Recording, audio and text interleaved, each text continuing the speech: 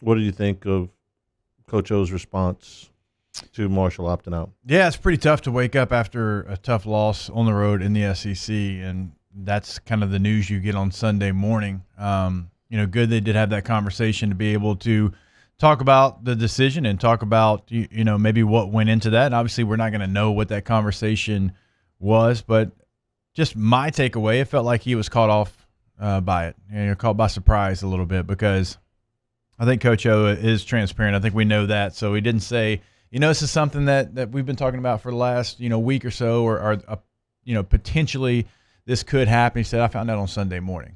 So I was, hearing it in his voice, you could tell he was surprised. He found out officially on Sunday morning, but I think they had heard the rumors. I mean, they're in the cocoon over there, but it's not like they don't hear things. I think Marshall probably kept it the official thing to himself until he was absolutely ready to tell them. But this is college football this year.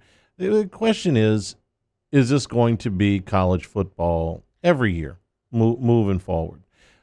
I sure hope not. Well, I do too, but I have to ask the question. When opting out of bowl games just happened, and this is still pretty fresh. I mean, this is just 4 years ago. It was, oh, wow, okay, well, we're going to start to see a lot of that, and we have. Now that you're seeing players opt out at the end of seasons, we're seeing guys take advantage of the redshirt rule, the transfer. The players have never held more power than they do right now. So I'm just asking you, come next November, let's, for the moment, assume and hope that we're going to have a normal season next year, that you'll have fans back in the seats and you'll have a full schedule. Or are you going to see at various points in the season guys just saying, you know what, I'm out? Man, I really hope not. I don't know. It's tough to say when you're not going through a pandemic. Obviously, this offseason just didn't look like we know it to look. The bowl games, that's one thing, okay? It's not what I would have chose to ever do, because you've heard me say on this show many times, if I had one play left in my football career, it's going to be in purple and gold, because you don't get that many opportunities, and you wish you had some of those back when you don't have them. So for me, I'm playing in every bowl game. But, okay, if you're a first-round pick, I was a 69th pick, okay? I wasn't a first-round pick. But if you're a first-round pick and you feel like the Music City Bowl is somewhere where you don't want to go and get hurt, okay, I can deal with that. I can have a conversation about that. But, in the middle of the season, that's tough. It's tough for me. And Terrace Marshall's not the only one. I mean, you had Bateman from Minnesota. We've had players across the country do this. But it is tough in the middle of the season to not continue to play. I think you are going to see it continue. I think you'll see it, especially for I don't think you'll see it on contending teams, but I do think you'll see it on those that have fallen out of contention. And it's not going to be just first round picks. I think it's going to be probably a broader expanse than that. What would you say was the number one reason that nobody ever did this before Fournette and McCaffrey did it? Opting out early. So we're going to just call it opting out early. It would have been frowned upon in the NFL. Yes, that absolutely. This will hurt my draft stock. You would have gone to Indianapolis, and that would have been the first question every time you sat down. Why did you quit? Why did you not finish the season? Why did you leave your teammates to hang like that? It would have been the question. And now that question's not. If it's being asked, it's not hurting anybody's draft stock. The second that it did, you might see players take more pause on it, but it didn't hurt Fournette. It didn't hurt McCaffrey. And as near as I can tell, it hasn't hurt anybody else. The ones that have opted out, for the most part, they've asked the same questions that they would ask them if they had gone through the combine. Bosa, for instance. Bosa left his entire final year, but he was hurt. Mm-hmm. So they went in there and they fixed what was wrong, and he probably could have come back and played at some point, or might have been able to play at some point, but just said, no, thank you. So there was a guy that had eligibility left, and let's for the moment say that he could have come back at some point in that season from that injury and played at Ohio State. Mm-hmm. They hurt him in the draft? No. Not a bit. And I don't think there's going to be too many players that have opted out in this coming draft to be able to tell whether one of them is dropping for other reasons or he's dropping for that. But my guess is that they're not going to drop. That the NFL will say, for the most part, I don't really care if you played the rest of the games for your college. I want to know, can you produce for me? I want to know, are you healthy? I want to know you're productive. I want to know if you're somebody I can count on. And if you skip the last 4 games, if you didn't play Ole Miss and Florida, not that big a deal. We don't know that. We don't know if that's going to be the case, but I think it will because of this year. But this all started with Jalen Smith from Notre Dame. He got hurt in the Fiesta Bowl. When he was coming out, he was going to be, we thought, a top 5, top 10 pick. He falls to 34th overall. That's a lot of money. And that's millions and millions of dollars that he missed out on because he got hurt in the Fiesta Bowl. It really kind of started. That was the guy that everybody kind of points to, and man, that happened to him. He lost that amount of money. It ain't gonna happen to me. And so we're starting to see it become a deal, though, where it's not just the top 5, top 10 picks. It's the 35th ranked player. It's the 65th ranked player. And so that's kind of where you lose me. And I'm hoping, I have a hope that NFL teams start to say at the combine, hey, I know this year was different. If this was any other year, this would be a check against you.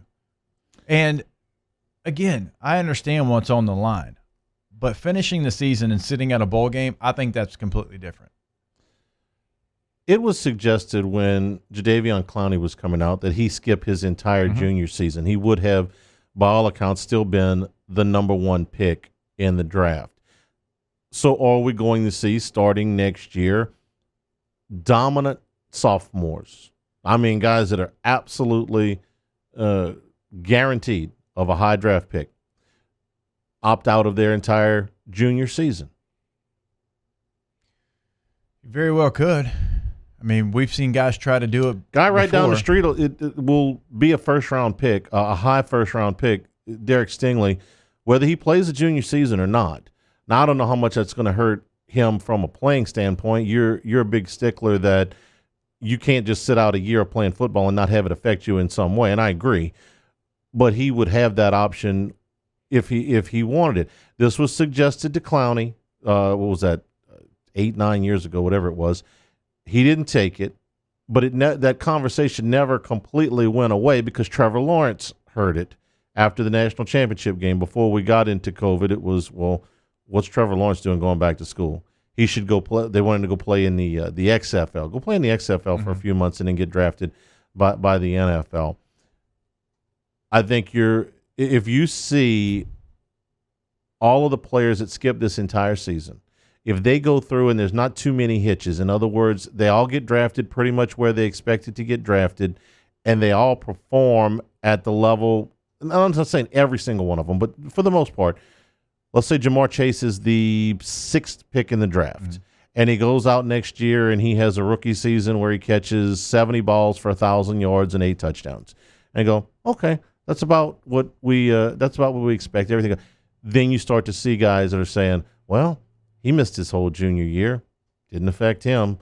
And if that's the norm, then I think you start to see guys. This will be a case study for the NFL as well, because guys that have tried to do this in the past, Mike Williams, Maurice Clarett tried to do it. That didn't work out well for them. They did not have long NFL careers. And so that's really all we have to go off of, because otherwise it's been you play 3 years, then you go in the draft, or you play 2 years, you got hurt in that 3rd year. But it's never been I'm going to try to go to the NFL early. So this for the NFL, it's going to be a case study for them to see what Jamar Chase and Tyler Shelvin and Bateman from Minnesota and Parsons from Penn State, all those guys, how they translate. Now, I know Bateman played a couple of games, but he opted in and out so many times I can't really keep up with what he's doing. So they're going to find out, does it affect them? Because if these guys come out and they struggle in their rookie year, they'll let you know, through a couple of different outlets, hey, I wouldn't do that because it affected their play. Because we don't know. This is the first time we've ever dealt with this. I hope we don't have guys playing 2 years and sitting out a complete 3rd year, not playing football anywhere, and then doing that, right? I'm advancing to the question that I've been trying to get to here, which was, if you see this progress to the point where a handful of guys, I don't know, 5 or 6, opt out, is that the precursor to the union saying, you know what, we don't really want these guys sitting out a whole year of football. Why don't we make them eligible after their second year in college? They could go either way. They Now, could. They could say this is not going to be allowed. Now, That's what they're saying now. how you would but I'm saying how you would come up with something where you say, hey, no, you're not going to sit out. If you miss for injury, that's one thing. Then guys are just going to fake injury. So I don't know how they word that. Or it could go like you said, hey, you play 2 years and then you're able to come out. Now, the percentage of football players that I think are truly ready to come out after 2 years is so small that I think you're going to have so many guys think they're that guy, and they're going to flake out in the NFL. Because no matter what the NFL tells some guys are juniors now, and they put in for their grade. They want to know where they stand, and they get 5th or 6th round grades back from the NFL, right? And then they still come out. And I know it's different now. It's not like it was when I was coming out. They give you an actual round. They kind of give you, well, you need to come in the draft or you need to stay in school.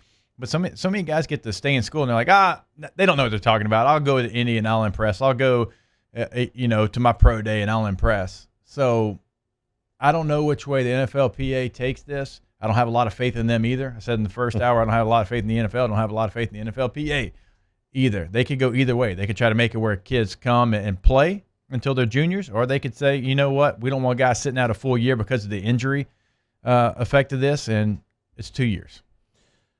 I think we get caught up in the idea that this decision that they make to go pro or not to go pro is the only thing that it will affect them the rest of their lives.